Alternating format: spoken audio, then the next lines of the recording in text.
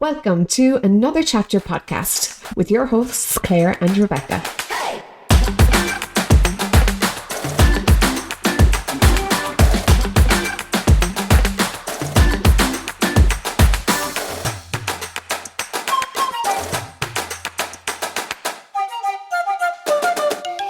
Do you love books? Well, you've come to the right place. Join us as we discuss all things books.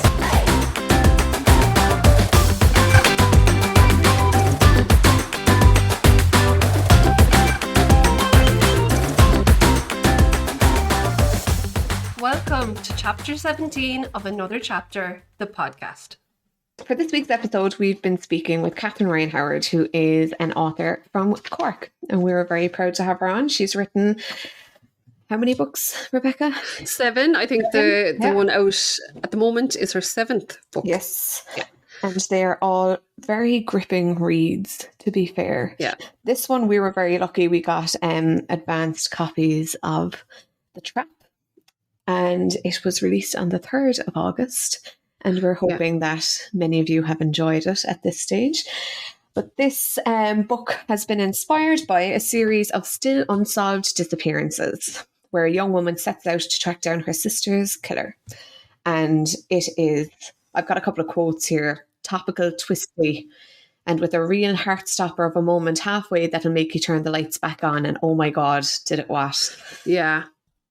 I got goosebumps at certain parts of this, all right? Like, even now when I think about them, I kind of go, didn't see that coming, even though sometimes I know people don't like when you say, like, oh, it was full of twists and turns, or, like, the twist towards the end. But I think the nature of crime, thriller, fiction is that, and especially Catherine Ryan Howard's books, is that it is full of twists and turns. As she says herself in the interview, she wants her books to be the kind of books that when you think you know what's going on, that is not at all what happens. Yeah, you don't. And that is certainly true for The Trap, as well as all of her other books. Yeah, I have to say I thoroughly enjoyed this book, and I really enjoyed chatting to Catherine about it as well, just to get into her head a little bit and pick her brain about what it's like to write a book where you are basically trying to nearly fool the audience into believing that it's going down one road only for it to go down another. I thought it was interesting. And her ability as a writer to write, and like we discussed this as well, to write from the point of view of the bad guy. The serial killer in The Nothing Man, or the creep who's recording people in Rewind, or the abductor in The Trap. To be able to come from the mindset of those kinds of characters is so interesting. And as a reader, it's also so interesting to read, that kind of multiple POV style book. It just adds this whole extra layer, while also making things a little bit harder to figure out, because you're not just seeing one continuous story from one person. You're getting all these bits and pieces, and you're trying to put them together, and you're only realizing as the story is going on that you're putting them together in the wrong way and coming to the wrong conclusions. But yeah, it's like watching a toddler make a jigsaw. Us with our 6-piece jigsaw. Yes. I actually really enjoyed talking to Catherine about the whole police element of her book. Because it just really, like, I think that in my head, if I were going to write a book, and it just makes so much more sense to me now, like if I were going to go and write a book and there was a police officer in it, I would feel, maybe that's just me, but I would kind of feel like I'd have to get everything right. But as she says, that's not the way that you're meant to approach writing these books, because it's fiction. It's fiction, yeah. Yeah. And by the very nature of the books she writes, some of these things are inconsequential. Like, it shouldn't matter if the language a person, like a kind of a secondary character, uses or is how someone would speak or act, because if it's not the focus of the story, then it doesn't matter. Do you know what I mean? Yeah, I thought her insights on that were really, really interesting.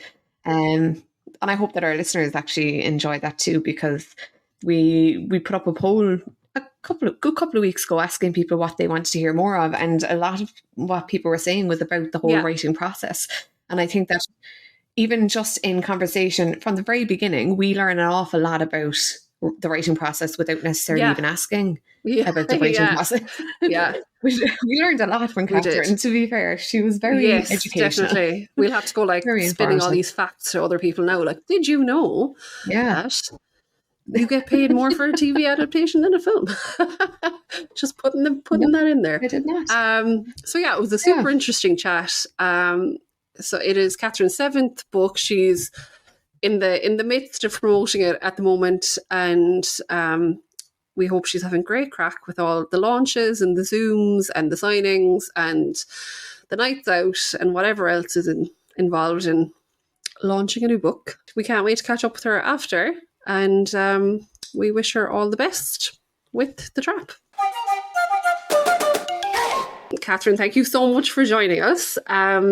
So for anyone who may not know you, would you like to tell us a bit about yourself? Basically, my name is Catherine. I'm from Cork and I kill people. Is that fabulous?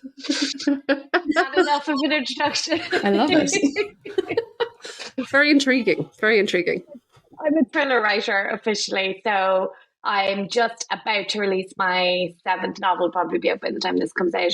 So it's like I basically have my dream job, and I love doing it. And if my voice sounds a bit weird, it's because I'm just back from a huge crime writing festival called Harrogate, which is like crime writers' Christmas party / wedding / school reunion. So please forgive me if I don't sound very, if I sound a bit croaky, that's why. That's quite hard. It looked like you had great fun anyway. Oh, we did. We did. And is that an invite event, or do you kind of just decide to go, or how? I actually got a message from a book blogger when I got home saying, I'd only realised this year it's open to the public. I don't know what kind of impression we're giving, but it is just a festival that anyone can go to. There's a lot of authors there. This is obviously what has caused the confusion, but it is just a book festival that anyone can go to. And I highly, highly recommend it. It is the most fun. Like, everyone is there, and there's no delineation between the authors and the public. Like, everyone mingles together because we're there as fans as well. Like, on Friday night, I got to go to dinner. Myself and Andrea Mara got to go to dinner with Lee Child, and the two of us, our publishers brought us, like, that's not something that's open to the public, but the two of us were like absolute fangirls. I just hope we didn't come across that way, but it's just a brilliant festival, and I would highly recommend going if you can next year. That's unreal. I didn't know that it was open to the public at all. And like from the stories that we see, it looks like it's an author's event. But yeah. That's terrible, and I don't know what has happened there. But you know what's great about it is seeing how excited everyone is about it too. Do you know that it's not just that you're there for yourselves, you're there to meet other people and to meet your idols, I suppose. I saw Andrea's story about Lee Child. Yeah. Yeah, it's one of those occasions where everyone gets to let their hair down in empathy with each other and the writing process. So yeah, right. So will we crack on and ask you about your childhood, if that's okay? We go back to where it all started and ask you what your earliest memories of reading are. I suppose I actually remember reading before I could read, in the sense that I really have a clear memory of my teacher in junior infants, whose name I don't remember, in St. Columba's in Douglas and Cork, and she would read to us, and she would sit up on her desk, like facing us, and she would hold a book open, and it'd be obviously like mostly pictures, and she would be showing it to us like this, and I would go home and I had like this built-in dressing table, and I would get up on the dressing table with all my like Barbies lined up in front of me, and I would have a book open and like be reading to my Barbies. So I think like storytelling and books and, you know, stories and different worlds and stuff. Like even before I was able to read, like being read to, my mother read to me, always brought me to like the library. I used to, then when I was a bit older, I was always convincing her to throw a Babysitter's Club book into the trolley or whatever, you know, to get a little treat. So, you know, reading was a huge thing. And like my mom has, she still does, but like she had books of hers, like really old paperbacks. And she used to have a little sticker inside them that said, let's see if I can remember this book of mine I like to lend to anyone who is my friend. If you're my friend, you sure will see that this book returns to me. So, oh, wow. Yeah. That's fab. Also, I don't need those stickers because I don't lend books to anybody because they're mine and you're not allowed to have them. But yeah, so like there was books in the house. We always went to the library, and I was bought like those, you know, Babysitter's Club, Nancy Drew, Point Horror, then Sweet Valley High, but I'd be trying to get the Sweet Valley High into the basket before she actually saw what was on the cover, or you know, that kind of thing. So yeah. And were any of those, would they be your favourites as a child, or would there be other ones that stand out to you? Well, my favourite book, which I first read when I was 11, is Jurassic Park. So, you know, it's amazing I've waited all these minutes to bring it up. It's absolutely, like, I'm obsessed. Are you? Love it. Yeah. I know this is probably surprising, but I am. It's never appeared in like your and so I read anything, it for the first time 30 years ago this month, a few weeks before the... No, never mentioned it before. Now, this is brand new information to everyone. So yeah, that book... I love it. So I'm actually looking at like a Jurassic Park thing right here on my desk. But when I read Jurassic Park, like it just blew my mind. And like people think I'm joking, but I'm being deadly serious. It's such an incredible idea. And I think because it's been around for 30 years, and the book came out in 1990, so 33 years, you know, it's very... ubiquitous, and I think people don't appreciate what a great idea it was, and the fact that someone took a blank page and came up with, you know, a theme park stocked with dinosaurs is incredible to me. That is. And was it the storytelling that I suppose resonated? Well, maybe not resonated, but like as an 11-year-old, was it just the fantasy of the story that kind of stuck with you and has you know, stayed with it as your favorite book? It was the dinosaurs. When I was 11, it was the dinosaurs. And then as I got old, because I've reread it every single year since, it's like a tradition. So I can now, when I'm turning the page, I know what the other half of the sentence is, like, over it, because I've read it so many times. But it was just the adventure, like, and it's such an amazing it's such an amazingly well thought out and well realized world, because, you know, later I went to work in theme parks, and some of the things, like some of the little details in Jurassic Park, like it was a real theme park, it was realistic. And also at the beginning of the book there is, you know, an article that you feel is real, like you believe is real, and he's using real science. And I think you can absolutely see in my books that, like, especially with Nothing Man and stuff, that I like mixing that kind of fact and fiction and putting in real things and leaving you kind of unsure of what's real and what's not. Yes. Yeah, I saw that in The Trap as well, actually. When I read that, there were times when I was like putting the book down and doing a bit of Googling, going, is this real or is this a bit made up?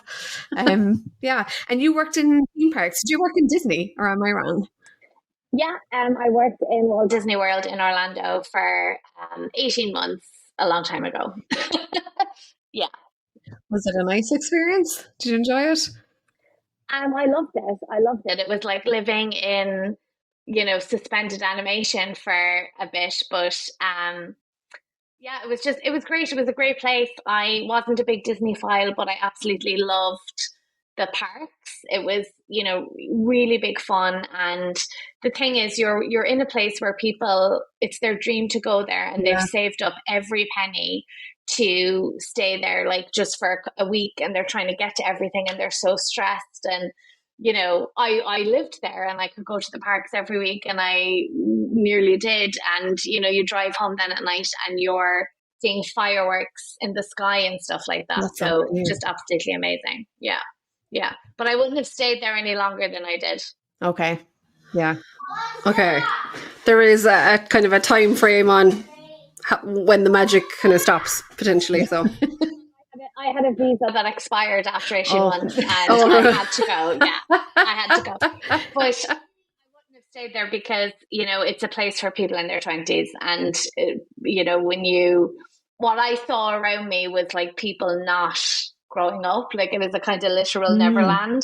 And if I'd stayed there, you know, you're just having so much fun, and like you don't want to do any adulting. So I think if I'd stayed there, I wouldn't have done anything beyond that, you know. That's a very fair point, actually. Yeah. Did you write a book about it, or were you writing a book about it at some point? I think Miss Gaynor may have mentioned that. Yeah, I wrote a book about it, and I self-published it because I couldn't get it published, but it's no longer available, so don't even bother going looking for it. It's like, now it feels like, you know, I like wrote my diaries when I was in my 20s, and then I sold them on the internet. So I don't really like that book opened a lot of doors for me, but you know, it's not what I wanted to do. And I think people think it's a bit weird that I wrote a book and now it's no longer available, but that's what happens to books. Like books go out of print all the time. People are just in this world now where like a book goes onto Kindle and it stays there forever. But you know, they're not who I am, so I don't sell them anymore. And also, they're really old. Like they're totally outdated now. So yeah. Yeah, still, it's like if as you said, if nothing else, it was a stepping stone to what you were doing now, and I suppose you'll always be glad of it for that reason. But you also had the power to stop selling it, which is a really nice thing as well, actually, to have that say so, and that it's not a publisher going, well, sorry, it's out there now. Sorry, my kids are here roaring in the background. Publishers will pull it the moment it stops selling. So, really? You know, yeah. That's why books go out of print. Books go out of print because they're not selling enough to stay in print. So, yeah. Oh, okay. That kind of never occurred to me. Yeah, that's what happens. Like, that makes perfect sense, but I suppose I never really thought about it either. What happens is, like, if a Kindle, like, the thing is, not to get into the logistics of publishing, but if a Kindle book is up there and it's selling like 1 or 2 books a year, like that's fine. There's no cost to having a Kindle book, but a paperback has to keep selling in order for there to be the actual expensive printing the physical book, I suppose. Yeah. What? There we go. We learn something new every day. This is why I love talking to people like writers or people in that industry, because we find out stuff that we possibly wouldn't otherwise. Ignorance is bliss kind of a thing, in the sense that we just don't have a clue about how things work. Can we ask you what book has had the biggest impact on your life and why? And I'm guessing that this is going to be Jurassic Park. It's also Jurassic Park, because when I was older and I was rereading it, and just appreciating it more and more, because of course when I was 11 I was not reading the bits about chaos theory and genetics and cloning and stuff, and I was just like, I love this so much, like I want to make stuff up like this. And if he can do it, and that's his job, like your job can be to make stuff up, that absolutely blew my mind. And like certainly when I started reading crime fiction, that also had an impact on me. But I think Jurassic Park to me like represents the magic of fiction and the magic of creating something from absolutely nothing and literally getting to make stuff up like for your job. Like I still think it's absolutely insane that I get to do that. Didn't have time to do my job today. Most days, like, it's just brilliant that I can fall out of bed and sit here and make stuff up. And so that for me, I think really started, like lit the fire of I want to be a published novelist for a living. That's amazing. Excellent. And would that be the book that you think everybody should read, or like / an underrated book, or would it be something else? I do try and encourage people to read it, because a lot of people have not read the book because they think it's all about dinosaurs. But then I talk such a big talk about this book that no one like loves it as much as I do. So then they're like, "What was she on about?" So I don't think I would say that that's the book that I would like everyone to read. There was a book a couple of years ago called True Story by Kate Reid Petty, and to me, that is like if you could type up like an algorithm that would make a book that's perfect for me and exactly what I'm looking for, and like is a crime novel but also literary and plays with form and is so clever, that would be the book that would come out. And I don't see like enough people talk, like at the time anyway, I didn't see enough people talking about it or reading it. Yeah. And I would love more people to read that novel. I've never heard of it either, actually. Yeah. And what, like, give us a brief synopsis, because I'm intrigued now and I don't even know what the book is about. So I haven't read it in a couple of years, but the thing that drew me to it is the proof had 4 different covers on the cover. So one cover looked like a point horror novel. One cover was like a literary fiction novel. One cover was a romance.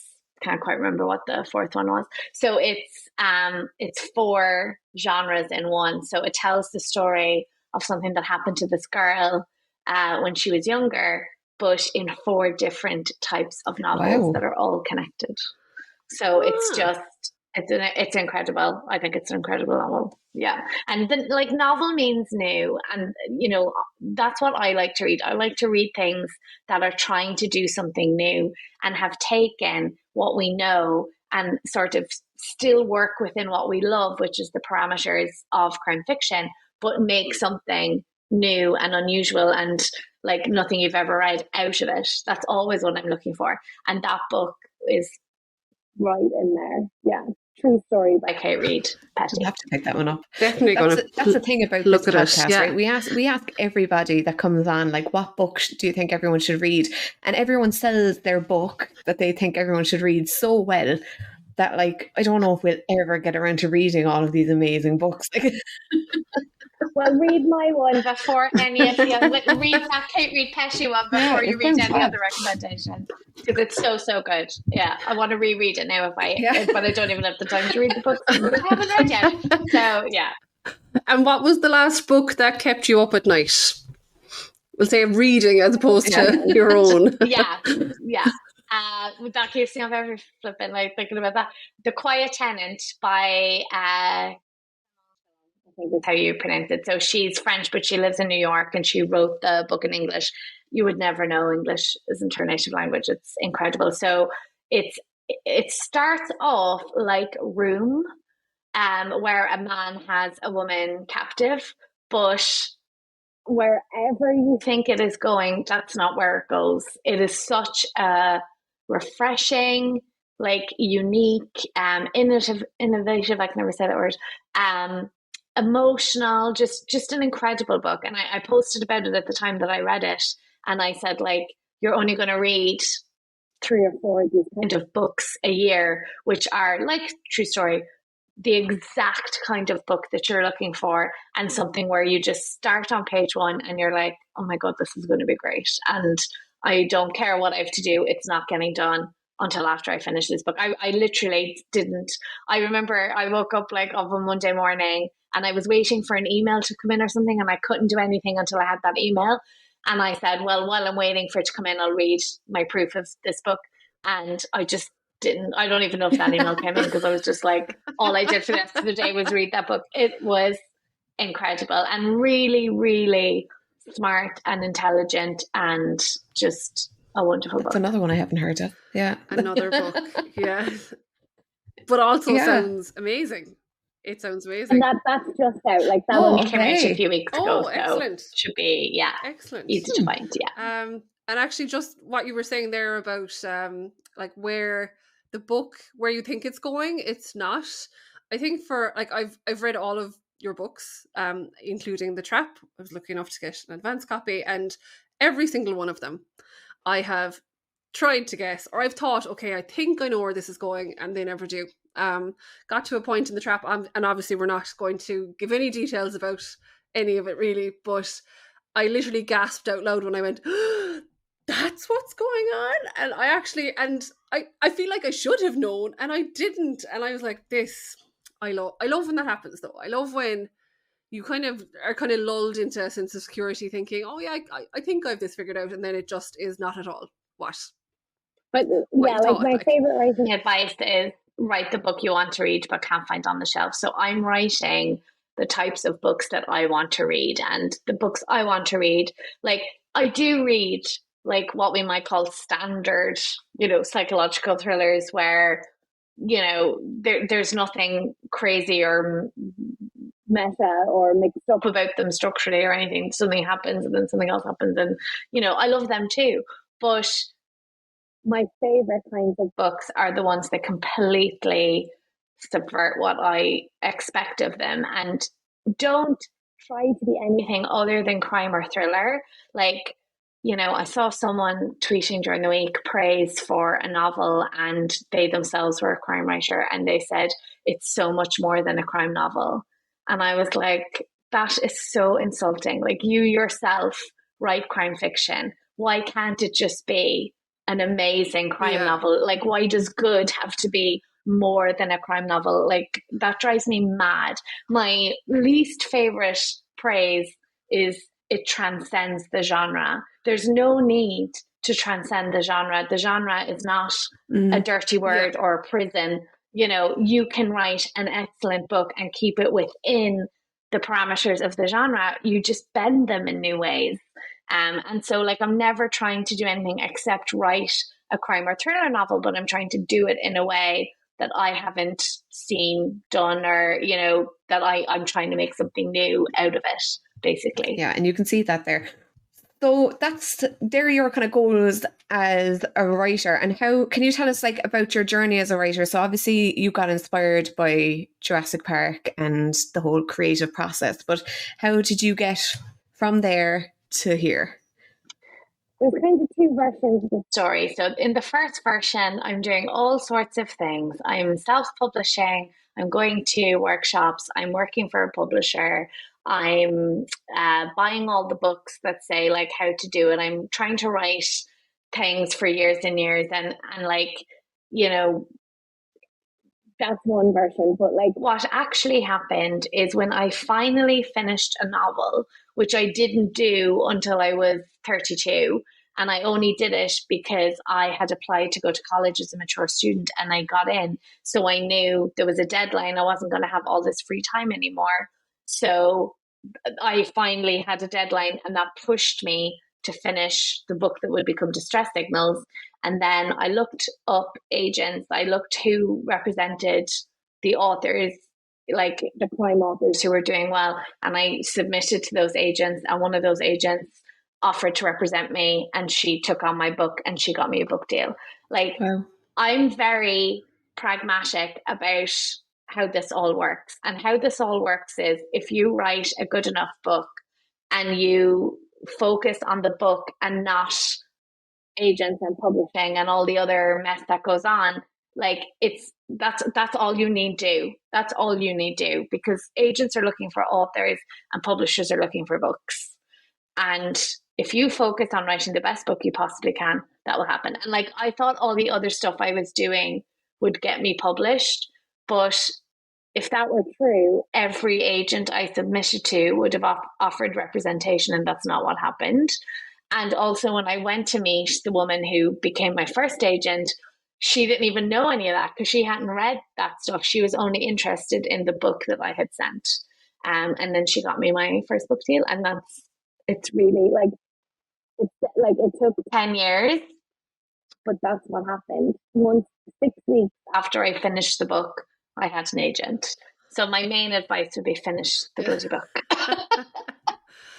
And were you writing that book for the 10 years, or how long did that, like that literal book? I was mostly not writing at all. That was the problem. I was too busy wanting to be a writer and talking about it and doing all the things and buying all the books and going to all the stuff, but not actually sitting down and writing. And in hindsight, that was because at times I was trying to write what I thought would get me published, but not what I loved.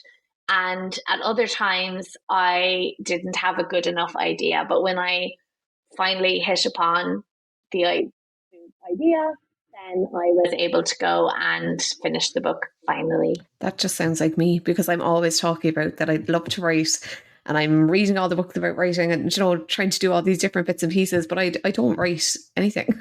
I write little snippets and I'm like, that's a really good idea, but then I just don't keep going. Yeah, there's just absolutely no point doing anything else until you have written the book. That's fair. Yeah. And that's what everyone seems to be saying as well. I just need to get off my arse and do it, really, to be honest. Yes, on your arse, because you do it on your arse. Yeah. That's fair. Are you a planner, or do you have ideas that just come to you when you're writing? Do you plan things out? So I'm kind of like controversial on this point, right? To me, it's ridiculous to separate writers into plotters and planners. We act like we're two totally different species, and you know, people who don't plot, I think sometimes look down on those of us who do, because they're like, well, I'm making it up as I go along, and you're being very sort of like, where's the creativity in your approach? Listen, anyone who writes a book goes from blank page to having made up a story. Like, whether you sit down and you write out the action in bullet points, or whether you just go and start writing a draft, we are all making up a story. So, like, to me, there is no distinction between plotters and pantsers. Like, we're all doing the same thing. It's just we're doing it at different parts of the process. So that's true. Yeah. That's my answer.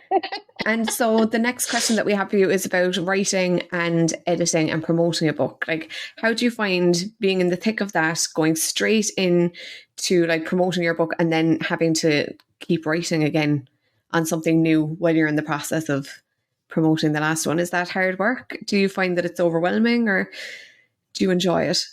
Well, like, I'm not down to mine. Like, I have a lovely job. Like, I just get to make up stories, and it's a very hard job, and it takes a huge amount of effort, but I have had horrible jobs that I hated, like in, you know, various offices and stuff. And so whenever, you know, this is not as hard as any of that, because I hated doing this and I love doing this. So yes, it's incredibly stressful at times, and you really have to, you know, look after yourself, and you have to mind your time and stuff like that. But there's also such flexibility in this job. Like, you know, when we're like planning stuff with my family or whatever, and my sister's like, well, I need to know 10 months in advance because I need to put in for time off work. Like, that to me is horrific.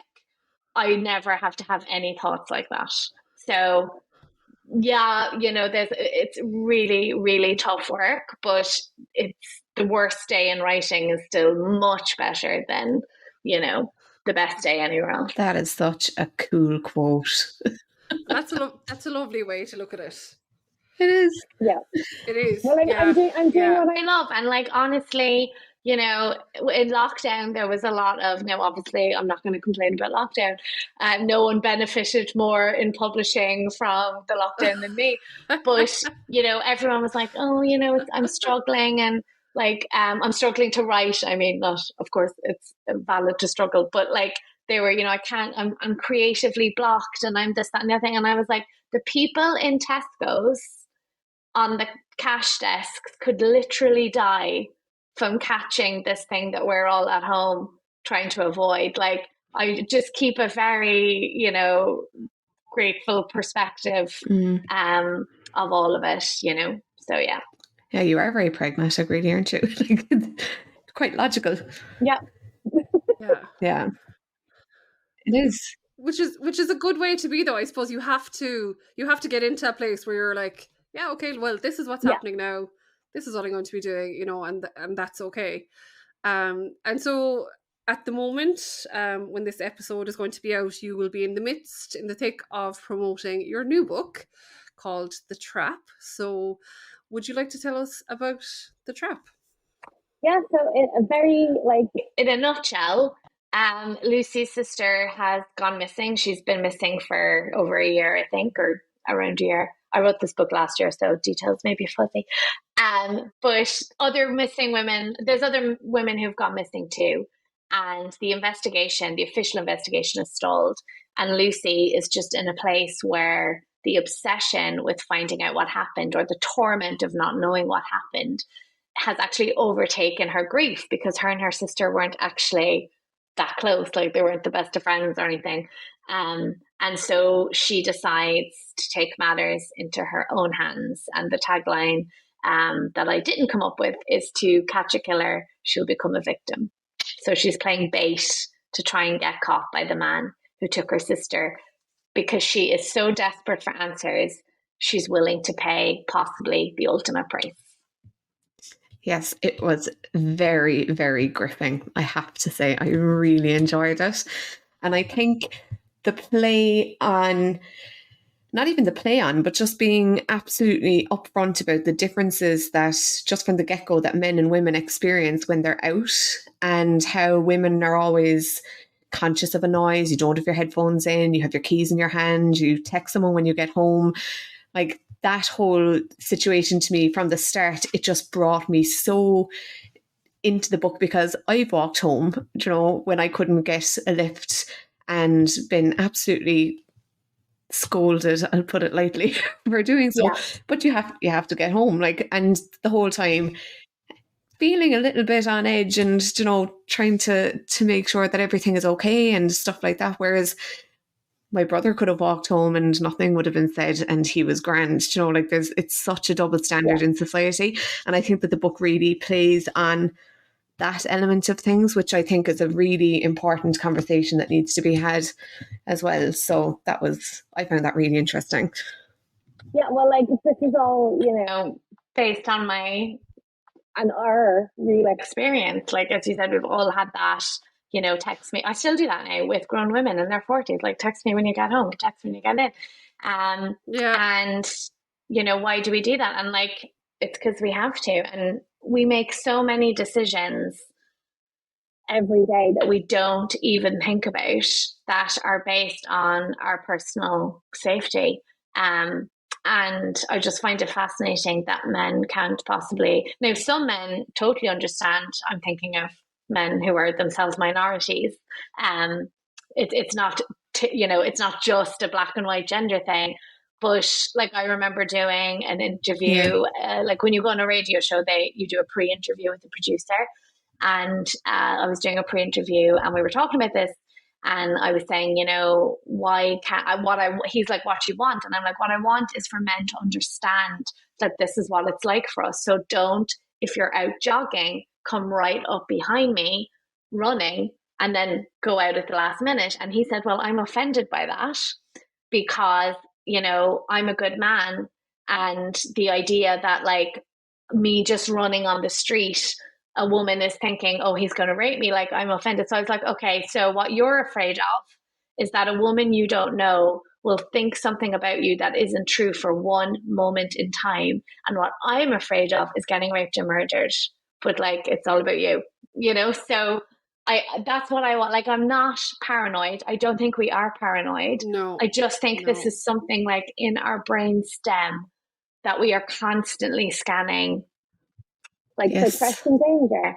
And I just think if men appreciated that, and I'm saying men in general terms, you know, it would be a better world. But I hear from my friends who have teenage sons that they're very aware of it. And so maybe, you know, especially after, you know, there's, like, the murder of Ashley Murphy here and things, you know, there was a lot of conversations after that. And I have every hope that future generations are going to live in a different society than we have, and we do. Yes, I hope so. I do think that the Gen Z, as they're kind of now known, whatever they are. I'm a geriatric millennial apparently, so they are a lot more self-aware and societally aware, I think. I saw a video just on, like, it was a TikTok or something yesterday on one of these, like, Upworthy accounts or something, and it was a girl. She'd come home and she was really like drunk and emotional, and her family had a Ring video camera, so this was all recorded, her coming home, and she's like, "Mom, I'm so sorry," and she goes in the door and there's this guy behind her, and he's dropping her off and he's about to go, and then he knows like the camera is recording audio. So he kind of stops and he goes, "I'm just letting you know, my name is whatever. My girlfriend's in the car. I'm sober. I drove her home." Like, go away. Yeah. What a world. It's really good. What a world. Yeah. It's just really interesting to see that the narrative is changing. And we've had this kind of conversation. So we both have sons, like, that we want our boys to grow up knowing these things and how to be more respectful, and hopefully that our daughters would grow up in a world where they don't have to be constantly, watching their surroundings and settling for things that they're not happy to do and stuff like that. So it's actually like all of these books that we're reading are really informing, in a way, the way that we are looking to bring up our kids too, which is... Yeah, I don't have kids, so that's fascinating to me, that this is, also an element. Yeah, it's a knock-on effect, I think, of the books that we're reading, because, like, I think nearly after at least every second book, Rebecca, we're kind of having these conversations going, God, like, we need to make sure that this isn't what happens, or... Yeah, and like, we'll say, like, your own books, Catherine, like, you very much play on, like, kind of people's basest fears, like, we'll say, like, Rewind is like, people being watched or someone being kind of recorded without their consent, and we'll say in a few of your books, it's the worry that someone, we'll say the main characters know is the person that's trying to harm them, or is the killer, and these kind of fears that anyone could have, and really playing on that. And like The Trap now is playing on the, I could go out one night and I might not come home, and that is unfortunately a fact of life for some people. And it's just, it's that kind of worry that, like, that, me, but by the grace of God kind of thing. Yeah, but that's, like, I think that's so much more scary. Yeah. Like, we're not going to meet Hannibal Lecter, we're not going to have, like, hopefully, like, we're not going to have this astronomically unlikely situation where we meet a sort of cartoonish serial killer. Like, for me, it's those ordinary fears, and violent people who are ordinary people that are way more terrifying. Yeah. And it could be anyone, like, and it's always the person you don't expect. Yes. And would you say that's kind of the main common thread throughout your books, or is there anything else you would say kind of links them? The corkness of them is one thing that I very much appreciate. Yeah, well, I can't help that. That just sneaks in there. The next one's in Florida, though, probably. So I don't know what one that's going to be like. But yeah, I think it's just, I try to keep them on the ground. Yeah. By which I mean, like, I try to keep them realistic. And, sometimes I read thrillers that are hugely entertaining, but, like, there's no way in a million years I believe them. There's no way I would think this could happen. Whereas I want readers to feel like mine could. I don't want them to feel far-fetched. Yes, and I think we were speaking to somebody at your last launch for Runtime, and I think they were talking about The Nothing Man and the fact that they found it incredibly terrifying, just because they knew everywhere that was being mentioned. And when they were walking there, they were thinking, "Oh my God, this happened in the book, or this happened here." So it's a great thing, though, to make it feel real, because it had, like, such an effect on people that I could not have anticipated, and I didn't really understand why until I met a reader who said because it's nonfiction, because it's pretending to be nonfiction, like there's space for you to put yourself into it. So if you're reading a novel, you know it's made up, but if you're reading something that feels like nonfiction, you know, there's something in your brain that's like, this really happened, and this could happen to me, and that happens in the city where I live, even though I had made it up. Forgot that, apparently. Yeah. Yeah. So, yeah. Traumatized generation with that book, but anyway. But there is something, I suppose, especially like Irish readers, like being able to recognize places in books is just like extra special. Like I know, like in the Trap, like there's, you know, the church. What's the church? You know, the blue Our Lady church of the Wayside. That's it. Yeah. And I saw someone else mention that that's up around where they live in Dublin, and I was like, oh, I was like, I had never seen this church before. But then, like, the Nothing Man, he, you know, someone was a guard in Mill Street where I'm from, and I was like, oh my god. And you know, lots of things like that. When I was like a teenager and I was getting into crime fiction, there was nothing. There was nothing set in Ireland. And I remember reading Paul Carson's medical thrillers. The first one was called Scalpel, and they were set in Dublin. And I was like, oh my gosh, like Dublin's in a book. I didn't know, I'd probably never been to Dublin at that point, but I was like, Ireland at least.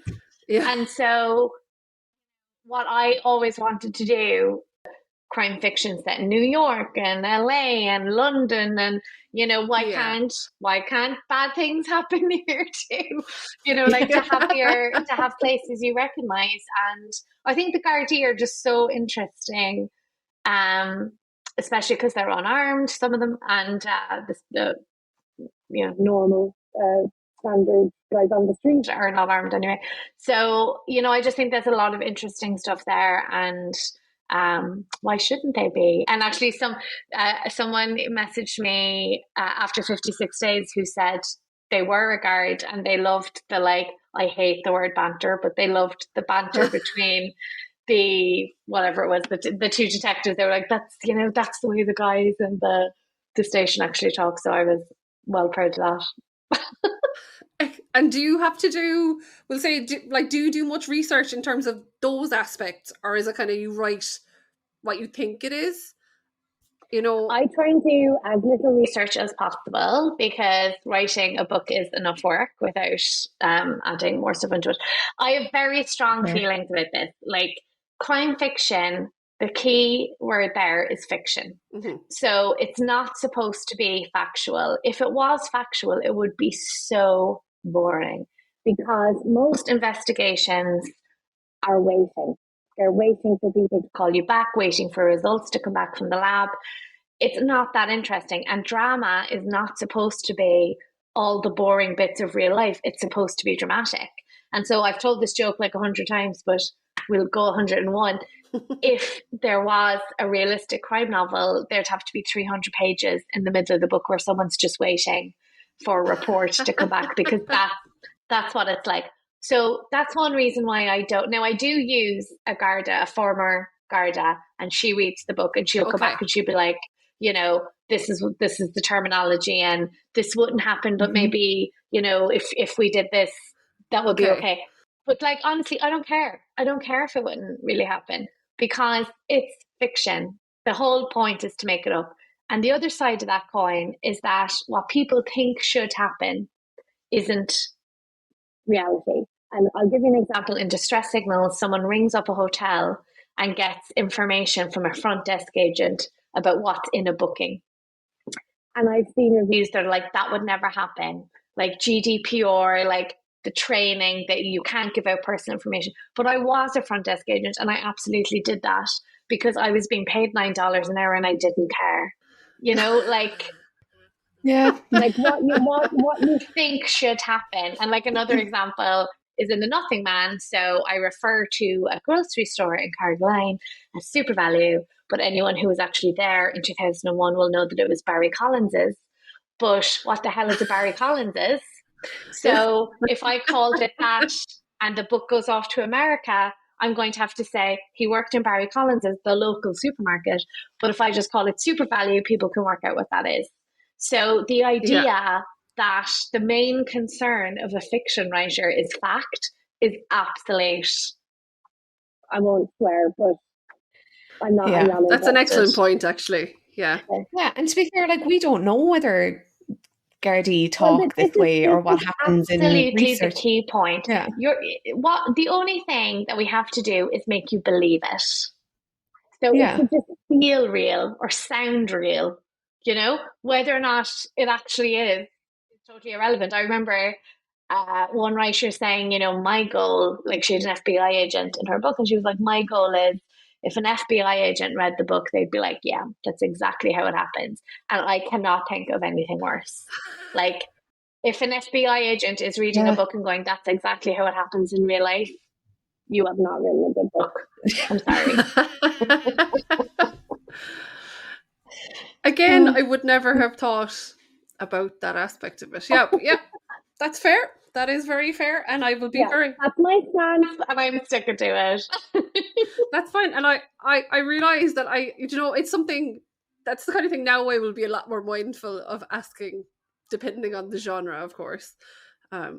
Yeah, but yeah, you're telling us a story, and it's totally your license. People have different responsibilities. If you're writing historical fiction, you're not going to get away with what I just said. You can't just make up history. Yeah.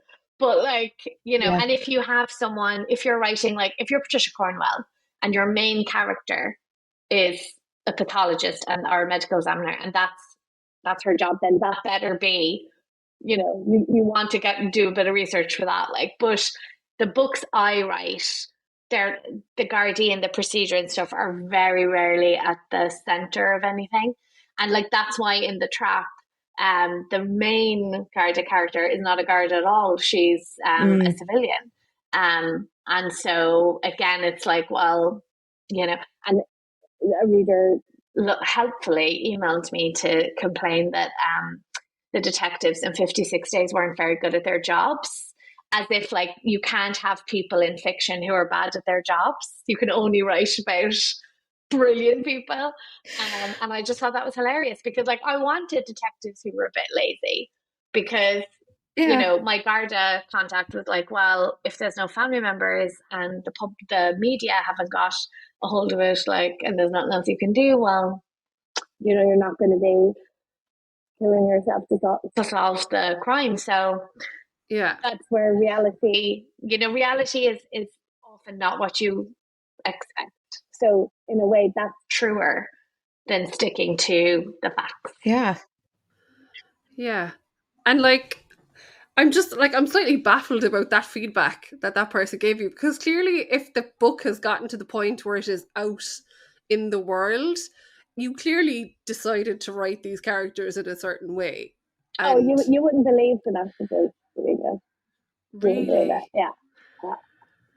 I would love to read the messages that you get. I have to say, like, are strange. That's all I will say. Yeah. Yeah. Like, why read books if you're just going to criticize all the details in them? Like, particularly if they're fictional. Yeah. And like a big thing is, you know, I didn't like her. And you're not supposed to like everyone. And I think a lot of readers who message me are empathetic. It's as if like if they can't empathize with someone who isn't like them. That's what I think the problem is. There seems to be a direct correlation between people who can't empathize and people who send me messages about people not being likable in my books. You're not supposed to like them. You're supposed to identify with what they're trying to do or what they're going through or whatever. You don't have to be their best friend. You don't have to want to go for a pint with them. So. And speaking of characters, so that we are not meant to like, how would you get into the mindset of the unlikable characters? So in this instance, we've got somebody that is abducting women.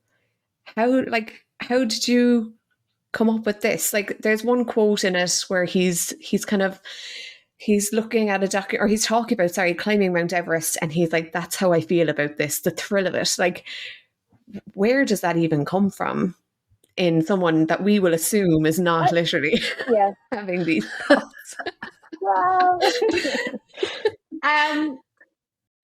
like, I really like him. I really enjoyed because I think he's quite funny. And I think that's the key, is that like you can't, everyone is the hero of their own life, and everyone is doing what they think is right and justified. And so the murderer doesn't sit around going, oh no, I better not murder people. He's thinking, you know, I'm going to go do the thing I want to do now, and I'm entitled to do it, and I'm going to get away with it.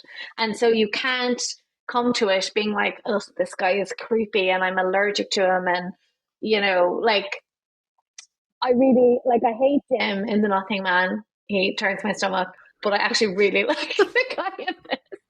Apart from the fact that he's a serial abductor who does terrible things to him. But I really enjoyed writing those chapters. I really did. And like, I love the Everest thing. That just came to me because I'm really, I go through these little obsessions, and reading books about Everest was one of them. And when I started it, I was like, how dumb are these people?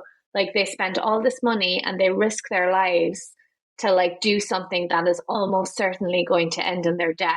Like, what is the point? And they have, you know, a lot of the time they have wives and husbands, and they have children, and, you know, they leave them at home and they go off and they do this. It's so irresponsible. Like, I couldn't connect with it at all. And after I read the books, I realized, oh, they think we're the stupid ones. They think we're the ones wasting our lives because we're not doing that. Because for them, like, there's no book, go do it. Because that's adventure and that's living and that's, you know, being alive. And when it came then to kind of figuring out why this guy is doing what he's doing, I came back to that, and I was like, that's actually a great analogy, that like, he knows it's wrong, and he doesn't care that it's wrong. He knows it's legally wrong, so he might get caught and put in prison or worse, but he doesn't want to not do it. He doesn't want to not do it. The way in which he was compelled to continue, and even how we see him at times saying, I know I have to stop now, or I keep telling myself this one's going to be the last or whatever. It's just very interesting because in a way it kind of, there are similarities that you could pull upon with an addiction. Like, it's literally like, this will be my last drink or my last cigarette or whatever. Yeah, it's like me and Domino. Yeah. It's like me and Domino. Pizza. I love pizza. Oh. And do you find it easy or difficult to write the multiple point of view? I wouldn't say I find it easy, but I don't like just doing one. You know, I find it more difficult to stick to one person because, like, I have to be entertained first and foremost, and like, I'm with this book for a year, you know, at least. So I really like it. I find that fun. Okay, and as a reader, it's so interesting to get the multiple points of view, and not just this is happening to these characters, like to get their thoughts and, you know, as well as their actions. It just adds an extra element to it, which makes it even more interesting. Yeah, and I think that the layers in this one were particularly amazing to unravel. You know, like, it was just so well coordinated that, like, I saw someone put up was it a story or a reel or something on Instagram yesterday, just saying like that they had to go back and reread bits and pieces once they figured out what was actually going on. And I hadn't finished the book yet at that point, and I was sitting down on the couch and I was like hoping that my toddler was going to stay asleep because I was nearly finished, and I was like, what is coming? Do you know, it's just really well done. So fair play to you. I suppose we've kept you quite a while at this stage, so will we go to the quickfire round, which we haven't asked you about yet? We always end on a quickfire round if you're up for it. So it's literally just let's see how it option goes. or other option, and you just choose one, and feel free to elaborate. It is not necessary if you want. Okay, so number one, ebook or audio? Ebook. I don't listen to audio. Never listened to an audio in my life. Wow. Yep. No, I did pass my driving test on Tuesday. Congratulations. Last Tuesday. And Congrats. I think that changed the audiobook thing. Yeah. Because I think audiobooks are brilliant for driving. Yeah. So watch this space. Yes, 100%. Yes, you could be a big convert the next time we talk to you. Number 2, paperback or hardback? Hardback. Yeah. Number 3, TV adaptation or film adaptation of one of your books? Of my book? Yeah. TV, because there'd be more of it. Yeah. Also, you get paid more for TV, but besides that, there'd be Oh, really? There'd be more of it, and it could go. I didn't know that either. Yeah, because there's more of it, just because there's more hours of it and stuff. Yeah. Okay. Well, yeah. Again, very logical. You're teaching us all this really logical stuff tonight that we should know. You do know already. Yeah. We do know, exactly. Number 4, DNF or power through a book? I have a very strict 50-page rule because we get so many proofs. And back in the day, I would I'd be like, well, it's not that bad. Or, I want to find out what happened. So I keep going, but life is too short. And no one has a book where things completely changed after 50 pages in. 50 is a fair deal. Yeah. Whatever's going on at 50, you've a good sense of the book. So absolutely, life is too short. I wouldn't give it a second thought. I would stop. I usually say that I stop reading unless I can't stop. I stop reading unless I can't. There's so many books that you're compelled to keep going. I don't. It is. Yeah, that's a good way to look at it. Yeah. Number 5, borrow or buy? Buy. There's no borrowing. I don't loan books. I don't borrow them. They're mine. They live on the shelf. Don't touch them. That's basically. Unless, I'm terrible with libraries, but I do love library users because, in Ireland we have, especially I think after lockdown and everyone discovered BorrowBox. So I encourage borrowing, but for me personally, every book I read, I either bought it or it's a proof that I was sent. So that's absolutely fine. Number 6, would you rather love a book everyone else hates or hate a book everyone loves? Oh, that's so true. I do enjoy both those things. Because when you hate a book that everyone loves, I would prefer to love something everyone hates, because there's some people who mistake hating something everyone loves for having a personality. So they're I'm so interesting because I hate that thing that everyone loves. So I would rather love the thing everyone hates and have my own brain. Perfect. Number 7, read indoors or outdoors? Well, I think in this country, you're mostly indoors, but I love my favorite thing is a day at the beach. If I'm away and to sit with a book on the beach and just read it in one sitting. And I try and do my annual Jurassic Park reread outdoors. But the truth of the matter is I end up doing most of my reading indoors. So that I blame Ireland for that. Yeah. Especially at the moment. Yeah. The weather. Number 8, only read the first page of a book or just the last one? Okay, so I used to have a friend who would start every book by reading the last page, and we are no longer friends. And I think that's why. It is insanity. It's so, as an author, one would look at the end of the book first. Makes me want to burn things.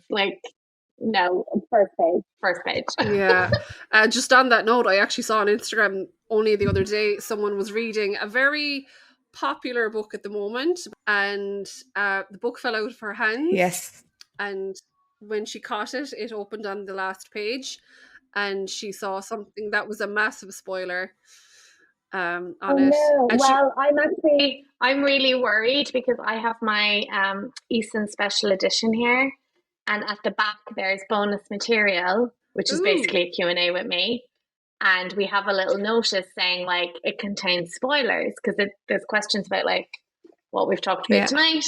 But I'm afraid people will be go straight to the bonus material, and then they see the twist. So On their heads, so be it. If they don't, they don't take note of the. I never open the back of a book first, but for some reason, I did open the back of your book, and I don't know why. I just kind of flicked this way, and I could see like acknowledgements or whatever, and I was like, oh, that's lovely. And then there's definitely something here where you say like, if you start at the back of this book, if you came all the way back here or something first. Yeah, it's the very last line of it. Like, I don't care if you read the acknowledgements, that's fine. So the last line of the acknowledgements is, and finally to you, the reader, unless you haven't read the book yet, but came straight here to read the acknowledgements because you're nosy, it's okay, I do the same thing. But do come back after you're done to collect your thanks, because you're truly the most important person of all. So I know a lot of people who read the acknowledgements first, but I don't count that as the book. Yeah. Like that's end matter, that's allowed. Okay. And I was very careful not to push anything in the author note that gave away any twist either. You're totally fine reading the author note and the acknowledgements first, but then close your eyes to the start of the book. Who's there? I just can't. It's Liam. It's Liam. Yeah. Especially guys. This keeps happening. I just have to start pretending that there is not a child in the background. I'm like, what child? There's there's legs there now. Well, just legs. Is that all one child? That is all one child. Yeah. Yeah. Until the other two come in now, and then there's wrestling going on. Okay, so number 9. Lego or Jurassic Park? Lego Jurassic Park, which I have lots of.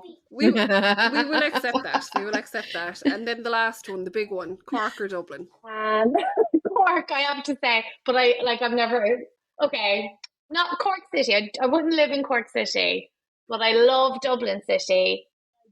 Is a house by the sea in East or West Cork. So if we can be a bit more specific, yeah. But if it was like a GA match or something, obviously Cork. Oh, yeah. I don't care about Dublin. Yeah. Yeah. That's fine. That's fine. Oh, good. Yeah. And do you have a lovely view out your window? I do. I do. I'm just saying, if I was a serial killer, I could probably figure out where that White House is and then figure out where you live. Rebecca, you should close your curtains at night time. What? Yeah, never close them. Yeah. Never close them. I can. There's your next book. This is the second floor. And that's all right. Then. No, we do have neighbours, in fairness, but I got kicked by a cow earlier, so I'm feeling very sorry for myself. This was a lovely distraction. I presume it was one of your cows and not a random cow. Okay. Yes. Yeah. At least that. Well, thank you very much. That was super interesting. Thank you so much, ladies. Thanks a million. Good night. I will see you soon. Bye. Bye. Bye. Thank you so much for listening to this edition of Another Chapter podcast. Don't forget to subscribe, like and share to keep the book conversation going. Thank you to Helen Becerra for the graphics, Mark Neville for the mixing, and to each of our contributors. Music is Make It Work by All Good Folks. Don't forget to follow along on Instagram at Another Chapter Podcast. We'll see you there.